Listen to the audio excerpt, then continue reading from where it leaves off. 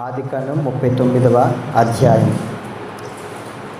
నేను లాస్ట్ వీక్ని జరిగిన చివరి వారం జరిగిన వాక్యాన్ని కంటిన్యూ చేస్తున్నాను. చివరి వారం మనం ఎవరి కోసం చెప్పుకున్నాము? యోసేపు కోసం చెప్పుకున్నాం. మనం యోసేపు తన కుటుంబంలో ఎంతమంది అన్నదమ్ములు ఉంటారు, వారి తండ్రి ఏంటి, వీటన్ని విషయాలు మనం మాట్లాడుకున్నాం. అయితే ఈ ఎక్కడి వరకు నేను వచ్చిందంటే వారి అన్నలకి ఆహారం తీసుకుని వెళ్ళినప్పుడు కొట్టి గుంటలో పడేసి ఇష్మాయిల్కి అమ్మి వేస్తారు. అలాగా ఐగుప్తు దేశంలోనికి వస్తాడు. ఇక 39వ అధ్యాయం దగ్గరించి మీరు ఇంటికి వెళ్ళిన తర్వాత ఒకసారి చదవండి. నేను ఎక్కడి నుంచి అర్థం కావాలని మీకు స్టోరీ లాగా చెప్తాను. 39వ అధ్యాయంలో ఇంకా నా వైపు చూడండి. 39వ అధ్యాయంగా మళ్ళీ దాని వైపు చూస్తున్నారు. యోసేపుని ఇష్మాయేలీలు ఏం చేస్తారంటే ఐగుప్తు దేశంలో ఉన్న పోతీఫరు అనే ఒకరికి అమ్మేస్తారు. ఈ పోతీఫరు రాజు సంరక్షణలో పనిచేసే వ్యక్తి, చాలా ధనం ఉన్నవాడు, మంచిగా డబ్బులున్న వ్యక్తి. అటువంటి వ్యక్తిని అటువంటి గొప్ప ఇంటికి అమ్మేసిన తర్వాత ఆ ఇంట్లో చాలామంది పనివాళ్ళు ఉంటారు. ఆ పని వాళ్ళల్లో యోసేపు కొత్తగా జాయిన్ అయినవాడు. కొత్తగా వచ్చిన వాడి మీదకి అందరు రుబాబు చేస్తూ ఉంటారు. అందరు కూడా పనివారు కూడా పని చెప్తూ ఉంటారు, వాళ్ళ పని కూడా అవి చెప్తూ ఉంటారు. ఈ యోసేపు ఏం చేసేవాడంటే నమ్మకస్తుడిగా ఉండేవాడంట. ఎంత నమ్మకస్తుడిగా ఉండేవాడంటే కనుక మన తర్వాత చూస్తే కొన్ని రోజులు పోయిన తర్వాత ఇంటి యజమాని గమనిస్తూ ఉన్నాడు యోసేపుని. మనల్ని కూడా చాలామంది గమనిస్తూ ఉంటారు. మనం పని చేసే దగ్గర ఏంటమ్మా అలా చేస్తున్నావు, ఏంటమ్మా ఇలా వస్తున్నావు, ఏంటమ్మా టైం పాటించవేంటి అని మనం వెళ్ళే చోట అందరూ మనల్ని మాట్లాడుతూ ఉంటారు. అలాగే ఆయన యజమాని కూడా చూస్తున్నప్పుడు ఏ విధంగా ఉన్నాడంటే నమ్మకస్తునిగా ఉన్నాడంట.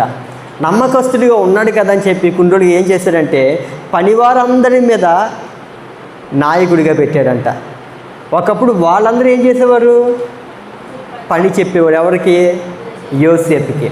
తర్వాత ఏం జరిగిందంటే ఎవరు ఏమన్నా అరే చీ తూ అని చెప్పిన అనే సరే కానీ ఏమీ పట్టించకుండా తన పని తను చేసుకుంటూ నమ్మకంగా ముందుకు కొనసాగుతున్నాడు.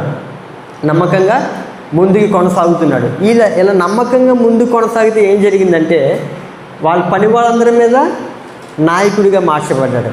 జాగ్రత్తగా గమనించండి. మన జీవితంలో ఆశీర్వాదం రావాలంటే, మన జీవితంలో పైకి వెళ్ళాలంటే కనుక ఒకటి కావాలి మనకి, నమ్మకత్వం. నువ్వు పని చేస్తున్నావా? ఆ పని చేసే దగ్గర సమయాన్ని పాటించు.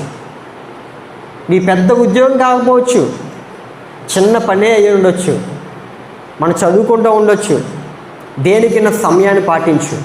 వారు ఏమైతే చెప్తూ ఉన్నారో పాపానికి సంబంధించిన విషయాలు కాదు, కానీ పనికి సంబంధించిన విషయాలు ఏమైతే చెప్తూ ఉన్నారో దాన్ని తోచా తప్పకుండా చేయి, నమ్మకాన్ని కలిగించు. ఇటువంటి విధంగా నువ్వు నమ్మకం కలిగించినప్పుడు ఏం జరుగుతుందో తెలుసా?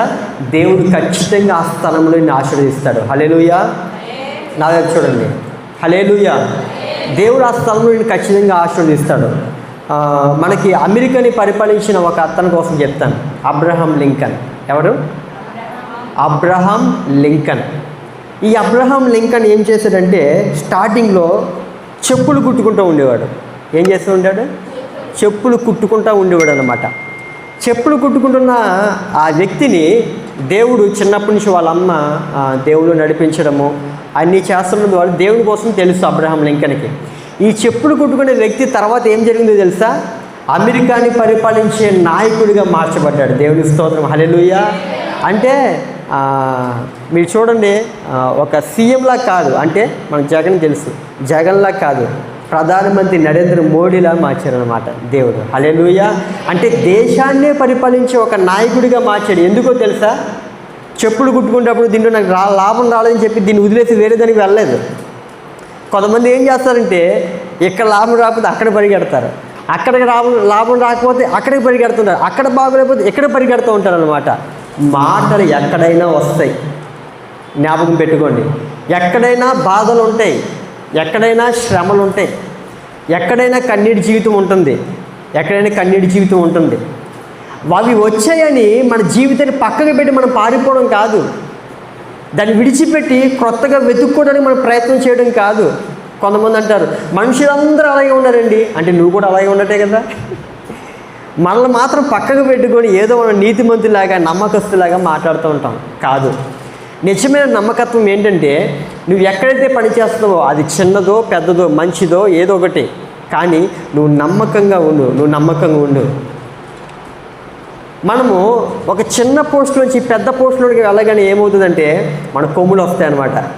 తర్వాత ఏం చేస్తాం మనం, ఏం పని చేస్తున్నావురా సరిగా చేయి అని చెప్పి కింద వారి మీద రుబాబు చేస్తూ ఉంటాం. కానీ యోసేపు తన జీవితంలో అలా లేడంట. ఏ విధంగా ఉన్నాడంటే తను పనివారి మీద నాయకుడిగా ఉన్నప్పటికీ అన్ని విషయాల్లో సాత్వికంగా ఉంటూ తను తగ్గించుకుంటూ ఇంకా నమ్మకత్వాన్ని కనుపరుస్తున్నాడు. ఒకసారి 3వ వచనం చదవండి. 3వ వచనం చదవండి. ఎవరికి తోడే ఉన్నాడమ్మా అంటే ఎవరు, అతనంటే ఎవరు? యోసేపు. చదవండి.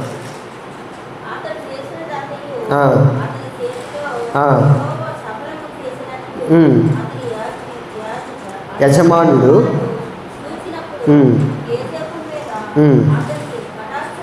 యోసేపు మీద అతనికి కటాక్షం కలిగెను గనుక అతని యొద్ద పరిచర్య చేయువాడు ఆయన వచ్చాడు దేవుడు. తర్వాత ఆ ఇంటి విచారణకర్తగా అతన్ని నియమించాడు, అతనికి కలిగినదంతా అతని చేతికి అప్పచెప్పాడు ఉంది. ఇక్కడ చూడండి, ఫస్ట్ పనివారి మీద నాయకుడిగా నియమించాడు.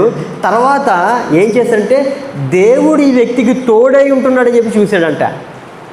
కొంతమంది అంటారు నాకు ఎక్కడికి వెళ్ళిన దురదృష్టమే వెంటాడుతుందండి పాస్టర్ గారు అని చెప్పి అంటూ ఉంటారు. ఎక్కడికి వెళ్ళినా కొంతమంది కుక్కలు వెంటబడతాయని చెప్పి కొంతమంది అంటారు. ఎక్కడికి వెళ్ళినా నా కళ్ళలో మాత్రం పాములు వస్తాయని చెప్పి అంటూ ఉంటారు. ఇక్కడ చూడండి, యోసేపు ఎక్కడికి వెళ్ళినా సరే కానీ దేవుడి యొక్క కనుదృష్టి అతని మీద ఉంది కాబట్టి అక్కడ ఏంటంటే దేవుడు యోసేపుకి తోడై ఉన్నాడు. మనం సరిగా ఉన్నాం, మనం మంచిగా ఉన్నాం, ఏంటోనండి ఈ బాధలు, దేవుడు ఎందుకు ఈ శ్రమలు నాకు ఇస్తున్నాడండి అని చెప్పి అంటూ ఉంటారు. మనము నమ్మకంగా ఉండి మనము సరిగా ఉంటే కనుక దేవుడు ఎలా ఉంటారంట, తోడుగా ఉంటారంట. దేవుని స్తోత్రం, హల్లెలూయా. ఫర్ ఎగ్జాంపుల్ నాకు సీఎం జగన్ తెలుసు, ఓకేనా? సీఎం జగన్ గారు తెలియదు కాదు, బాగా క్లోజ్ అనుకోండి. ఇప్పుడు నేను ఎలా ఉంటాను చెప్పండి, ఎలా ఉంటాను తెలుసా? మామూలు కొమ్ములు రావు నాకు, మామూలు గర్వం ఉండదు నాకు. నేను ఏమైనా చేసి ఏమంటాను తెలుసా, వెనకాల సీఎం ఉండదు నాకు ఇక్కడ అని చెప్పి అంటాం. అంటే ఇంకో విధంగా చెప్పాలంటే సీఎం నాకు తోడుగా ఉన్నప్పుడు ఎలా ఉంటుందో తెలుసా? నేను ఏ పనన్నా చేస్తాను, ఈ స్టేట్ అంతట్లో నన్ను అడిగేవాడు ఎవడు ఉన్నాడు, ఏదన్నా చేస్తాను, ఒక అధికారం ఉంటుందన్నమాట. అలాంటిది ఈ సర్వ సృష్టించిన దేవుడైన వాడు నీ తోడుగా ఉంటే హల్లెలూయా, దేవునిస్తోను హల్లెలూయా. ఆయన తోడు మనం కోరుకోవాలి. ఒక సీఎం జగన్ తోడు ఉంటేనే, మామూలుగా చెప్తున్నాను నేను, మనం అంత గొప్పగా మనం ఊహించుకుంటున్నాం కదా. అలాంటిది భూమి ఆకాశం సృష్టించిన దేవుడు తోడు ఉంటే ఎలా ఉంటుంది? ఆ తోడు యోసేపుకు ఉందంట. హల్లెలూయా. అలాగని చెప్పి వెంటనే తీసుకెళ్ళి నా ఆకాశం మీద కూర్చోబెట్టాడు ఆయన. ఎందుకంటే మన నమ్మకత్వాన్ని ఆయన ఎప్పటికప్పుడు చూస్తూనే ఉంటాడు, పరిశీలన చేస్తూనే ఉంటాడు. తీసుకెళ్ళి నాయకుల మీద విచారణకర్తగా ఉన్న తర్వాత పనివాడి మీద, తర్వాత ఆ పోతిఫర్ దగ్గర యోసేపు అక్కడికి వెళ్ళాడంట. యోసేపుకున్న ఇంటి తరాలు గుర్తు తీసి ఎవరికి ఇచ్చాడు? యోసేపుకి ఇచ్చేసాడు. ఇంటి తరాలు గుర్తు తీసి యోసేపుకి ఇచ్చేసాడంట. అన్నం తినడం తప్ప ఇంటికి వచ్చిన తర్వాత ఇంక ఏ విషయాలు పట్టించుకున్నాడు కాదు పోతిఫర్, అంత నమ్మకంగా ఉన్నాడంట. చూడండి, బానిస అంటే అర్థం ఏంటంటే పనివాడు కూడా కాదు, అర్థమవుతుందా? ఎందుకంటే పనివారికి పని చేసిన తర్వాత ఏమిస్తాం? జీతం ఇస్తారు. కానీ బానిసకి జీతాలు ఉండవు. ఎందుకంటే వాడు బానిసగా అమ్మివేయబడ్డాడు. డబ్బులకి వాళ్ళు కొనుక్కున్నారు. ఒక పరంగా ఒక వస్తువుని నువ్వు కొనుక్కున్నావు అనుకో, ఒక డేక్ష ఏదో కొనుక్కున్నావు, ఏం చేస్తావు? వాడుకుంటావు, బాగా వాడుకున్నావు, పొయ్యి మీద పెట్టి మళ్ళీ మాడుస్తూ అన్నీ చేస్తావు కదా. ఒక వస్తువులాగే ఏం చేసినా మాట్లాడనుకుండదు. అటువంటి బానిస జీవితాన్ని దేవుడు ఏ విధంగా ఆశీర్వదించాడో చూడండి. దీని తర్వాత ఏం జరిగిందంటే కొన్ని రోజులు పోయిన తర్వాత మనందరికీ తెలుసు, పోతిఫర్ భార్య ఉంటుంది కదా, ఐగుప్తులో బాగా పాపము విస్తరించిన రోజులయ్యి. ఎంత గొప్పగా పాపం ఉండేదంటే ఆ రోజుల్లో బహిరంగంగా పాపం చేసిన ఎవరు పట్టించుకునేవాడు కాదు. అంతలా ఉండేది. ఒకరోజు ఏం చేసిందంటే పోతిఫర్ భార్య యోసేపు చూడడానికి చాలా అందంగా ఉంటాడంట. నేను చెప్పట్లేదు, బైబిల్ చెప్తుంది, చూడండి ఒకసారి. 39వ అధ్యాయము 6వ వచనం 3వ లైన్ నుంచి చదవండి. 6వ వచనం 3వ లైన్ నుంచి. యోసేపు రూపవంతుడును సుందరుడినై ఉన్నాడంట. హీఈస్ సో హ్యాండ్సమ్, చూడడానికి చాలా బాగుంటాడు అనమాట. అబ్బా యోసేపు చూడగానే ఎంత బాగున్నాడో అనిపించేలా ఉంటాడంట. ఇలా జరిగినప్పుడు పోతిఫరు భార్య యొక్క కన్ను యోసేపు మీద పడింది. ఎవరి మీద? యోసేపు మీద పడింది.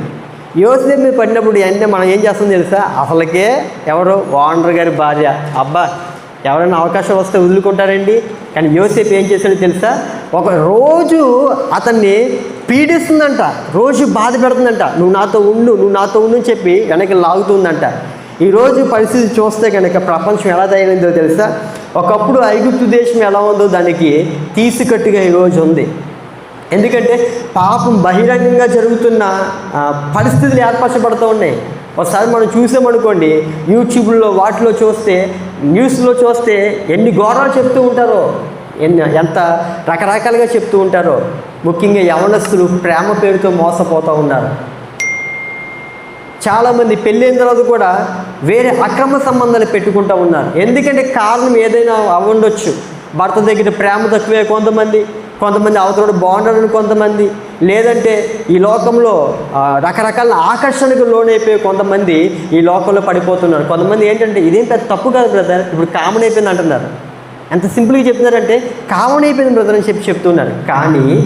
కానీ యోసేపు బహిరంగంగా పాపం జరిగే ఆ స్థితిలో ఉన్నప్పుడు కూడా, ఎవరు ప్రశ్నించలేని స్థితిలో ఉన్నప్పుడు కూడా తన ఓనర్ గారి భార్య వచ్చి అడుగుతున్నా ఇంకా అతనికి అడ్డేమీ లేదు. అయినా దేవుడు చూస్తూ ఉన్నాడు. హల్లెలూయా. ఈ మనస్తత్వం ఎంతమందికి కలిగి మనం ఉంటున్నామండి? కేవలం పాపం చేసే విషయంలో మాత్రమే కాదు, ఏ విషయంలో అయినా మనం చేస్తున్నప్పుడు ఒక ఆలోచన ఉండాలి. అదేంటంటే దేవుడు నన్ను చూస్తూ ఉన్నాడు.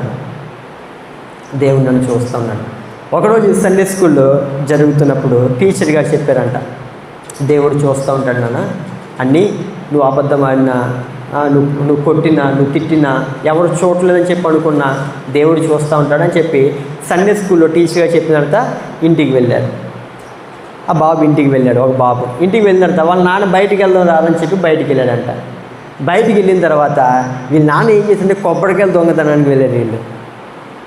మళ్ళీ వీళ్ళ అబ్బాయిని రారా గొప్పగా తీసుకెళ్ళాడు. వెళ్ళిన తర్వాత ఈ అయ్యగారు చెట్టు ఎక్కారు, వాళ్ళ నాన్న చెట్టు ఎక్కారు. చెట్టు ఎక్కి అరే ఎవరైనా వస్తున్నారేమో చూస్తూ ఉండి, కింద ఉండి ఎవరైనా వస్తున్నారేమో చూస్తూ ఉండు, నువ్వు చెప్తే వెంటనే నేను దిగిపోతాను, మనకేం తెలియనట్లు ఉన్నాము అని చెప్పి అనగానే సరే నాన్న అని చెప్పి అన్నాడు. అనగానే వీళ్ళ నాన్న చెట్టు ఎక్కి 2 కొబ్బరికాయలు కోసిన తర్వాత వాళ్ళు సండే స్కూల్ టీచర్ చెప్పిన మాట గుర్తొచ్చి నాన్న ఒకరు చూస్తున్నారు నాన్న అన్నాడు. వెంటనే పైనుంచి బడబడబడ దిగేవాడికి మొత్తం కొట్టుకుపోయింది. అయ్యగారికి కొట్టుకుపోయి ఎవరు చూస్తారా, ఎవరు లేరు కదా అన్నమోడికి దేవుడు చూస్తున్నాడు నాన్న అన్నమోడికి 2 దెబ్బలు వేసండి, ఏం మాట్లాడతారా అని చెప్పి. హల్లెలూయా, దేవుని స్తోత్రం, హల్లెలూయా. దేవుడు చూస్తున్నాడని ఇంగిత జ్ఞానం పిల్లవాడికి ఆ సమయంలో తట్టింది. కానీ నిజంగా ఆ పరిస్థితిలో వెళ్తున్న మనకు మాత్రము మనకు తెలిసిన మన మనస్సాక్షి నిందారోపణ ప్రశ్నిస్తున్న మనం మాత్రం ఏం చేస్తాం? దాన్ని పట్టించుకునే వారిగా మనం ఉన్నాం. దేవుడు చూస్తున్నాడని తలంపు మనకి రావాలి. యోసేపు కలిగి ఉన్నాడు. అదే బహిరంగ పాపం జరిగి ఆ ప్రదేశంలో కూడా దేవుని యొక్క భయం కలిగి ఉన్న వ్యక్తిగా ఉన్నాడు యోసేపు. ఎప్పుడైతే మనం దేవుని భయం కలిగి ఉన్న వ్యక్తులుగా ఉంటామో మొట్టమొదటి ఏమవుతుందో తెలుసా? శ్రమంలోకి వెళ్తాం. చుట్టుపక్కల వాళ్ళు ఏమంటారంటే మనల్ని పెద్ద భక్తి పర్వాలు వచ్చేసిందండి, పెద్ద భక్తి చేసేస్తుందండి, వీళ్ళు మాత్రమే దేవుళ్ళ మాట్లాడతారని చెప్పి రకరకాలుగా మనల్ని మాట్లాడుతుంటారు. కానీ ఆ సమయంలో కొన్ని విడిచిపెట్టేవారిగా మనం ఉండకూడదు. ఆ సమయంలో నమ్మకత్వాన్ని, నీతిని, దేవుని దృష్టిలో మనం నిలబడ్డామనే తలంపుని మనం తీసివేసి మనం ఈ లోకంలో జీవించకూడదు. పేతురు రాసిన పత్రికలో ఈ విధంగా ఉంటే తీయొద్దు. నేను మామూలు సింపుల్ చెప్తాను. ఈ లోకం ఎంత దుష్టత్వం నింపబడిందంటే, ఈ లోకము తమతో పాటు మనం వెళ్ళట్లేదని క్రైస్తవులుగా, నిజంగా క్రైస్తవులుగా జీవించే వాళ్ళు వెళ్ళడం లేదని వాళ్ళు చూసి ఆశ్చర్యపోతూ ఉంటారంట మనల్ని చూసి. ఇంకా చెప్పాలంటే మనకి వ్యతిరేకంగా మార్చబడతారని చెప్పి అక్కడ రాయబడి ఉంది. అంటే వీరందరేమో లాభకరమైన దాన్ని చేస్తూ ఉంటారు. దానికి ఆ వ్యాపారంలో పాడైపోయే మనస్తత్వాలు ఉన్న, ఫర్ ఎగ్జాంపుల్ ఒక పాస్టర్ గారు ఒక అతను కొట్టి పెడుతూ ఉంటే, నాన్న కొట్టి పెడుతున్నావు, చాలా చిన్న కొట్టు అది, నువ్వు కొట్టి పెట్టావనుకో కొన్ని రోజులకి సరిగ్గా లాభాలు రావు, నువ్వు ఆ తర్వాత నువ్వు ఏం చేస్తావు అంటే సిగరెట్లు అమ్మడం ప్రారంభిస్తావు, తర్వాత కొన్ని రోజులు పోయి మందు అమ్మడం కూడా ప్రారంభిస్తుంటే, అబ్బే ఏం మాట్లాడదు పాస్టర్ గారు, నా మీద నమ్మకం లేదా మీకు? నా మీద నమ్మకం లేదా? నా మీద నాకే నమ్మకం ఉండదు. హల్లెలూయా. పొద్దున్న 5 గంటలు లేచి ప్రార్థన చేద్దాం అనుకుంటాం, ఒక్కోసారి అవ్వదు. అవునా? మనమే నమ్ముకోలేని పరిస్థితి కొన్నిసార్లు. మన శరీరం మనం నమ్ముకోలేము. నేను నమ్మేది ఏంట్రా? హల్లెలూయా. కొంతమంది ప్రగల్భాలు చెప్పండి పెద్ద పెద్ద మాటలు మాట్లాడుతూ ఉంటారు అన్నమాట. కొన్ని రోజులు పోయిన తర్వాత ఏం చేశారంటే సరిగ్గా చర్చికి రావడం మానేశారంట. ఎందుకు మొట్టమొదటిగా చర్చికి రావడం మానేస్తారంటే వాళ్ళు ఏదైనా తప్పు చేస్తే దేవుని సన్నిధి రావడం భయపడుతూ ఉంటారు. పాస్టర్ గారు సరే ఏదో అయింది వీడికి, వెళ్ళి కనుక్కుందని చెప్పి వాళ్ళ ఇంటికి వెళ్ళిన తర్వాత మాట్లాడుతూ ఉన్నారు. ఏంటి నాన్న చర్చికి రావట్లేదేంటి అంటే, కొంతమంది కూడా తెలిసిందంట పాస్టర్ గారికి ఏంటంటే మనోడు షాపులో మందు కూడా అమ్ముతున్నాడని చెప్పి. ఒక విశ్వాసి మనం మందు తాగడమే కాదు, మిగతా వాళ్ళు తాగుతూనే మనం వాళ్ళ కోసం ప్రార్థన చేసేవారు ఉండాలి. అలాంటిది ఈ అయ్యగారి కొట్లో మందు పెట్టి అమ్ముతూ ఉన్నాడు. ఎందుకు చెప్తున్నానంటే మనము ఈ లోక సంబంధమైన వ్యవహారంలో చిక్కుపడకూడదు, ఈ లోక సంబంధమైన వాటిలో చేయకూడదు. నన్ను చాలామంది అంటారు, పాస్టర్ గారు చాలామంది ఉద్యోగం చేసుకుంటూ కూడా సేవలు చేసేవాళ్ళు ఉన్నారండి, మీరు కూడా అలా చేయొచ్చు కదండి అని చెప్పి అంటారు. మీరు వాక్యంలో ఏముందంటే ఆ వాక్యం కాదండి, ఆ పాస్టర్ గారు ఉన్నారా, మీరు వాక్యం కాదు, నీకేం కావాలరా? ఏం కావాలి? ఈ లోకంలో వాళ్ళు ఏం చేస్తారో అది తీసుకొచ్చి నాకు చెప్తాడు. ఈ లోకానుసారంగా జీవించడానికి మార్గాలు నాకు ఏర్పాటు చేయడం చూస్తాను. నేను కూడా అబ్బా అవునా అలా చేస్తారా ఆయన కూడా అని చెప్పి అన్నాను. ఇంకేం చేస్తారు? నన్ను కూడా వాళ్ళు కలిపేసుకుంటారు. దేవుని స్తోత్రం. హల్లెలూయా. నిత్యము దేవుడి కోసం చేతులెత్తి మోకరించి ప్రార్థన చేసే సంఘ సేవకుడు కేవలం సంఘం మీద మాత్రమే ఆధారపడి జీవించాలని వాక్యం చెప్తూ ఉంది. ద్వితీయోపదేశకాండంలో ఉంటుంది. ఏంటో తెలుసా? దేవుని యొక్క సేవకుడు పరిచర్య చేయవలని కానీ పని చేయకూడదు అని చెప్పుంటుంది. పని అంటే ఏంటి? ఈ లోక సంబంధమైనది. పరిచర్య అంటే దేవునికి చేసేది, అంటే పరిచర్య మాత్రమే చేయాలి. ఫర్ ఎగ్జాంపుల్ నాకు ఉద్యోగం వచ్చిందని చెప్పి అనుకుందాం, నేను ఉద్యోగం కూడా చేస్తాను. ఇప్పుడు ఏమవుతుందో తెలుసా? నాకు ఆదాయం బయట నుంచి కూడా వస్తుంది. మీరు చర్చికి రాకపోయినా పెద్ద పట్టించుకోండి నేను. ఎందుకు? నాకు ఆదాయం బయట నుంచి వస్తుంది, అన్నీ చేస్తారు, ఇంకా నాకేం లోటు ఉండదు కాబట్టి. కానీ దేవుని దగ్గర మాత్రం నేను దోషిగా మార్చబడతాను నేను. అందుకనే దేవుని యొక్క సేవకుడు కొరింథీ పత్రికలో అపోస్తలుడైన పౌలు ఈ విధంగా మాట్లాడతారు. ఏంటో తెలుసా? బలిపీఠం యొక్క పరిచర్య చేయవాడు బలిపీఠం ద్వారా మాత్రమే బ్రతకాలి అని ఉంది. బలిపీఠం అంటే దేవుని సంఘం. ఏంటమ్మా? దేవుని సంఘం దగ్గర నేను పరిచర్య చేస్తున్నా, దీని ద్వారా మాత్రం నేను బ్రతకాలి. ఇదే నాకు జీవన ఆధారం అవ్వాలి. ఇదే నా కళ్ళల్లో ఒత్తులేసుకొని చూస్తున్నట్టుగా నేను చూడాలి. దేవుని స్తోత్రం. హల్లెలూయా. అంతేగాని నేను కూడా ఈ లోక ఆచార సంప్రదాయాల ప్రకారంగా నేను జీవించేవాడిగా ఉండకూడదు. యోసేపు తన ప్రత్యేకమైన జీవితాన్ని ఎలా చూపించాడో తెలుసా? పోతిఫరు భార్య వచ్చినప్పటికీ ఈ లోకంలో కలిసిపోకుండా వేరుగా ఉన్నాడు. ఒకరోజు ఏం చేసిందంటే వస్తావా రావని చెప్పి తన యొక్క చొక్క పట్టుకొని లాగిందంట. చొక్క లాగువాడికి ఏం చేస్తారు? ఇంకా తప్పదులే అని వెళ్తారు కొంతమంది. కానీ వెంటనే బటన్స్ తీసేసి ఆ చొక్కా విడిచిపెట్టి పారిపోయాడు. ఏంటమ్మా? పారిపోయాడు. యోహాను ఏమని చెప్తాడంటే పాపమునకు దూరముగా పారిపోండి అని అంటాడు. ఏంటది? పాపానికి కొంతమంది పాస్టర్ గారు నా కోసం ఏమనుకున్నాడు తెలుసా? నేను పాపం చేయకుండా ఉంటానండి, నేను పడిపోను అసలు అంటారా? సీరియల్ చూడకుండా 2 రోజులు పక్కన ఆపేస్తారా? 3 రోజుకి ఏం జరిగిందే అని స్టార్ట్ చేస్తారనమాట. ఎందుకు ఆగదు? నువ్వు ఉండలేవు. అందుకని ఏం చేయాలి? కనెక్షన్ ఏం చేయాలి? నువ్వు పెద్ద వాక్యాలు చూసే వ్యక్తివి కాదులే. హల్లెలూయా. పాస్టర్ గారు వచ్చినప్పుడేమో హల్లెలూయా స్తుతి మహిమ, పాస్టర్ గారు ఏమో లేనప్పుడేమో రబ్బర్ గాజులు అంటే రబ్బర్ గాజులు, మట్టి గాజులు. మనము దేవుని యొక్క వాక్యాన్ని ఏ విధంగా తీసుకుంటామంటే కనుక మనకు అనుకూలంగా మార్చేసుకుంటూ ఉంటాం. నిజంగా వాక్యాన్ని మనం చేస్తున్నామా అంటే 0. దేవుని ప్రశ్నించడం మాత్రం 100. మొట్టమొదటిగా మనం మారవలసినవి ఉంటాయి. అక్కడికి ఏం చేశాడంట యోసేపు? పారిపోయాడు. చెప్పండి, ఏం చేశాడు? పారిపోయాడు. మనం టీవీ కనెక్షన్ కట్ చేయాలి. అర్థమైందా? ఒకవేళ సెల్ ఫోన్ అట్లా ఆటంకం అనుకో, సెల్ ఫోన్ బ్యాలెన్స్ వేయించకండి కావాలంటే, నెట్ బ్యాలెన్స్ వేయించకండి కావాలంటే. అర్థమవుతుందని చెప్పేది. ఒకవేళ మీకు ఏదైతే ఆటంకంగా ఉందో అక్కడి నుంచి మీరు మొదట విడిచిపెట్టి పారిపోవాలి. అర్థమవుతుందా? కొంతమంది రోజు వచ్చి ఆ అబ్బాయి నన్ను బ్రదర్ అసలు అన్నయ్య నువ్వేం చేస్తావు అడంకి తీసి అని నవ్విందంట. మీరు అక్కడ వెనకాల రాకపోతే ఏం చేస్తున్నాడు? మళ్ళీ మా దగ్గరికి వచ్చి ఎంత బాధపడిపోతాడో చెప్తుంటారు. వెనకాల రోజు వచ్చేస్తున్నాడు అన్నయ్య, రోజు మాట్లాడుతాడు అన్నయ్య. రే ఎందుకు వస్తున్నావురా? ఒక పాస్టర్ చెప్తాడు, ఎందుకు వస్తున్నావురా అని చెప్పి మాట్లాడితే రెండోసారి వస్తాడు. రాడు, చూస్తుంది అని అవుతుంది, వస్తుంది. మీరు ఏం చేస్తాడు? వెనకాల రాకపోతే ఏం చేస్తాడమ్మా? మా పిల్లండి ఎంత చక్కగా ఉంటుందో తెలుసా, ఎంత బాగా మాట ఉంటుందో తెలుసా? నీకేం తెలుసు? నాకు తెలుసు మీ పిల్ల కోసం. దేవునికి స్తోత్రం. హల్లెలూయా. ఎవరిని నమ్మకూడదు. అంటే నమ్మడం అంటే వాళ్ళని ద్వేషభావంతో చూడడం కాదు, కానీ మనం ఒక చూపు వాళ్ళ మీద వేసుకుని ఉండాలి. మనం శరీరంలో ఉన్నాం. దేనిలో ఉన్నాం? శరీరంలో ఉన్నాం మనం. కాబట్టి పాపం అనే ఇచ్చ ఈ శరీరంలో పుడుతుంది. అది అడుక్కునేవాడికైనా, బెచ్చగాడికైనా, ఎవరికైనా సరే, కానీ ధనవంతులకైనా ఎవరికైనా ఉంటుంది. వాళ్ళు వీళ్ళని తీసిపోవడానికి లేదు. మా పిల్లలు నిప్పో పొగో ఏదో ఒకటి జాగ్రత్తగా చూసుకో. నేనేం చెప్తున్నా జాగ్రత్తగా చూసుకోమని చెప్తున్నా, అంతే కదా. హల్లెలూయా. ఓవర్ కాన్ఫిడెంట్ వద్దు మనకి, జాగ్రత్తగా చూసుకోవాలి. దేవునికి స్తోత్రం. హల్లెలూయా. యోసేపుకి పైన అధికారి లేడు. యోసేపుకి బైబిల్ లేదు. ఏం లేదు? యోసేపుకి బైబిల్ లేదు. అయినా సరే ఏం చేశాడో తెలుసా? నమ్మకంగా ఉన్నాడు.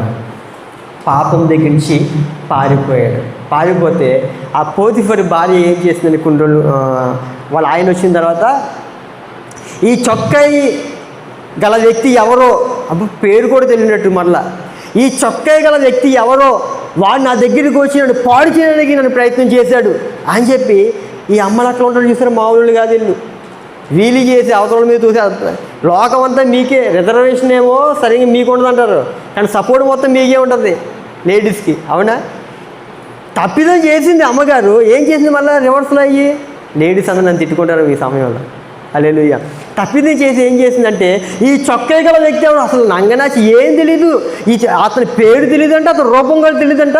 ఈ చొక్కాయి గల వ్యక్తి ఎవరో అంటే నీకు తెలిసేమో, ఒకసారి ఈ చొక్కాయి ఎవరో చూడు అని చెప్తుంది అన్నమాట. అయ్యగారు వచ్చి అదేం తెలియనట్టుగా ఈ అమ్మగారు ఏం చెప్తుంది అని నమ్మేస్తాడేమో ఈయన. ఈ చొక్కాయి చూసి ఇది యోసేపుది, ఎంత నమ్మకంగా ఉంటాడు. ఏం చేశాడంటే నన్ను అంటుందంట. నువ్వు మాట్లాడమాక, నాకు అర్థమైంది మొత్తం ఇంకా అని చెప్పి అయ్యగారు వెంటనే యోసేపుని పట్టుకొని జైల్లో వేయించాడంట. ఎక్కడ వేయించారమ్మా? నమ్మకముగా ఉన్నదానికి వచ్చిన ప్రతిఫలం ఏంటి తెలుసా? జైలు. ఏంటది? నమ్మకంగా ఉన్నదానికి వచ్చిన ప్రతిఫలం జైలు. నువ్వు నమ్మకంగా ఉంటే ఖచ్చితంగా నీ చుట్టుపక్కల ఉన్న వాళ్ళందరూ కూడా నీ మీద నిన్న మోపుతారు. ఎందుకు తెలుసా? అమ్మ చక్కగా పనిచేస్తుంది, అమ్మ అలా ఉంటుంది ఇలా ఉంటుంది అని చెప్పి మీరు వాళ్ళ పేరు చెప్పరు కదా. వాళ్ళ పేరు చెప్పినప్పుడు అందరూ నీకు ఆపోజిట్గా తయారవుతారు. ఎందుకంటే మనల్ని ఒకరు పొగుడుతూ ఉంటే మన కింద ఉన్న వాళ్ళు తట్టుకోలేరు, మన చుట్టుపక్కల ఉన్న వాళ్ళు తట్టుకోలేరు. మనకు వస్తాయి నిందలు, వస్తాయి మనకి అవమానాలు, వస్తాయి మనకి శ్రమలు వస్తాయి.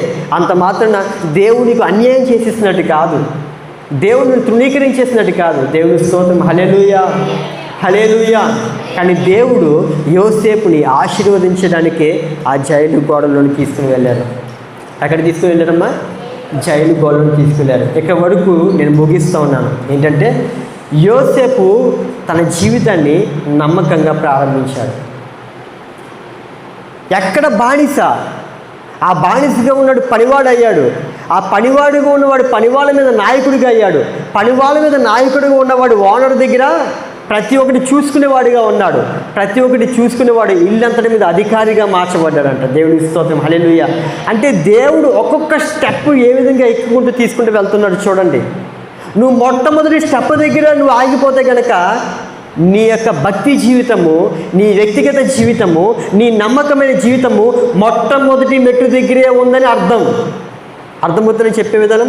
నువ్వు ఆశీర్వదింపబడడం లేదంటే, నీకు ఆశీర్వాదం రావడం లేదంటే, నువ్వు అంచెలంచెలుగా ఎదగలేకపోతున్నావు అంటే అర్థం ఏంటో తెలుసా?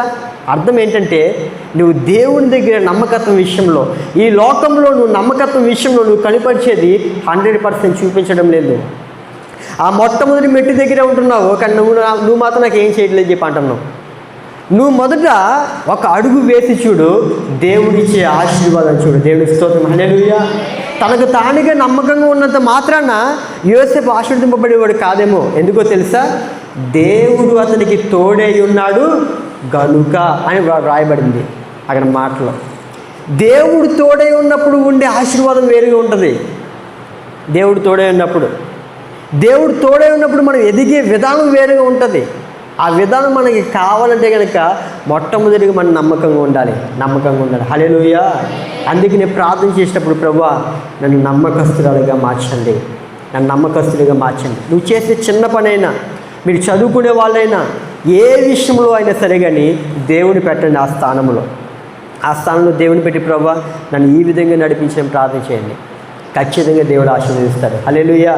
ఒకవేళ యోసేపు చదువుకునే రోజుల్లో ఉండుంటే కనుక, మీకు యూత్లో చదువుకునే రోజులు ఉండుంటే కనుక, నాకు తెలిసి యూనివర్సిటీ ఫస్ట్ వచ్చేవాడేమో. ఎందుకో తెలుసా? తను ఉన్న స్థానంలో ఏ విధంగా నమ్మకంగా ఉండేవాడో, మన చదువు విషయంలో కూడా మన నమ్మకంగా ఉండాలి. చదువుకునే రోజుల్లో ఎక్కొట్టి సినిమాకి వెళ్తారు కొంతమంది ఏదో వంక చెప్పి మానేస్తారు కొంతమంది. నేను ఎందుకు చెప్తున్నానంటే ఈ విషయాలు ఎందుకు చెప్తున్నానంటే ప్రతి స్థితిలో కూడా నమ్మకత్వం మనల్ని ఉన్నత స్థాయికి తీసుకుని వెళ్తుంది. కొన్ని రోజులు గడిచిపోతాయి, మా ఏజ్ వస్తుంది, 30 సంవత్సరాలు దాటిపోయిన తర్వాత ఏమంటారో తెలుసా? ఏమంటారంటే వాళ్ళ పిల్లల దగ్గరికి వెళ్ళి, అరే చదువుకోకేరా, నేను ఎలా పాడైపోయింది. అప్పుడు వస్తుంది అమ్మగారికి బుద్ధి. వాళ్ళ పిల్లలు చెప్తారు, వాళ్ళు మాత్రం వింటారా? ఆ సమయంలో వాళ్ళు వినే స్థితిలో ఉన్నారు. కానీ మీరు వినండి, నేను ఇస్తాను. హల్లెలూయా. చదువుకునే స్థితిలో నువ్వు నమ్మకంగా ఉండు. దేవుడి యొక్క వాగ్దానం ఏంటో తెలుసా? దేశం యొక్క ఉన్నత స్థలముల మీద నేను నిన్ను నిలవబెట్టేదను. ఆమేన్. నమ్మిన వాడు చెప్పండి హల్లెలూయా. దేవుడి వాగ్దానం. మీరు చదివినా, ఏం చేసినా, మీరు చిన్న పని చేస్తున్నా, ఎటువంటిదైనా సరే కానీ దేవుడు మిమ్మల్ని ఆశీర్వదించడానికి ఆయన సమర్థుడు, శక్తివంతుడు. ఆయన దాంట్లో మనం నిలబడితే కనుక దేవుడు ఆ కోణం నడిపించుకుంటాడు. అందరూ మోకరించి ప్రార్థన చేసుకుంటాం.